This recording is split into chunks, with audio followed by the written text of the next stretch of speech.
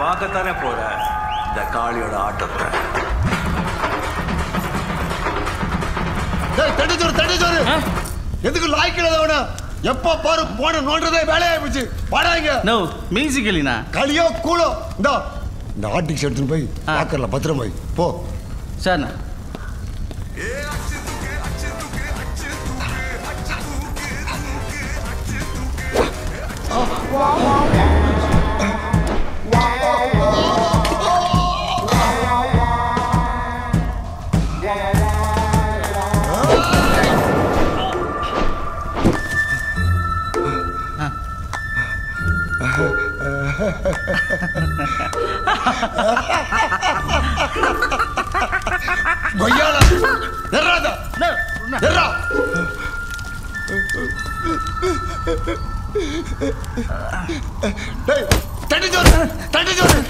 அஞ்சு லட்சம் போச்சுடா.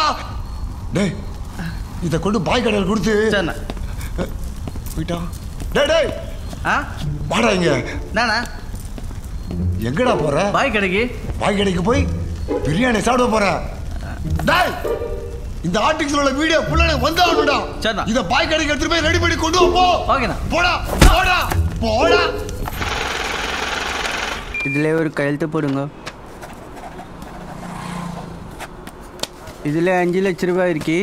வீட்டு 10 மீட்டர் வரைக்கும் ஒழுங்கா வட்டி கட்டணும். ஆர்டிஸ்ட்க்கு வேலை செய்யாதுன்றான், வீடியோ வராதுன்றான்.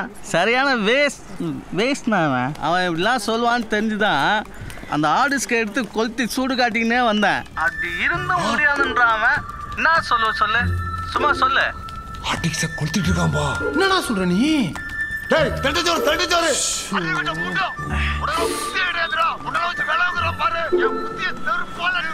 நம்ம ஒரு கேங்ஸ்டர்னு மதிக்க மாட்டாங்க. இந்த ஆள்கிட்ட நல்ல பேர் எடுக்கணும். இவன் திட்டு வாங்காம நல்ல லேபிள் எடுக்கணும்.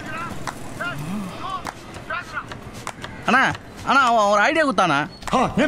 இந்த பையனோட நம்பர் கிடைச்சிச்சுன்னா ஈஸியா வீடியோ ஏற்றலாமாண்ணா? இதை முன்னாடி சொல்லி தொலைக்க வேண்டியதுனா இதை அனுப்புறேன். அனுப்பு சென்ட் பண்ணிட்டா.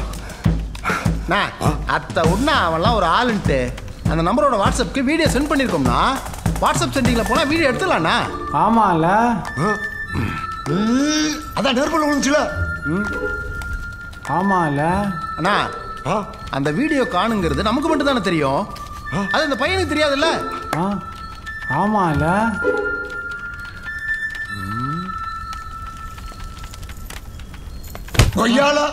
ஆமால 5000 ரூபாய் சம்பளம்.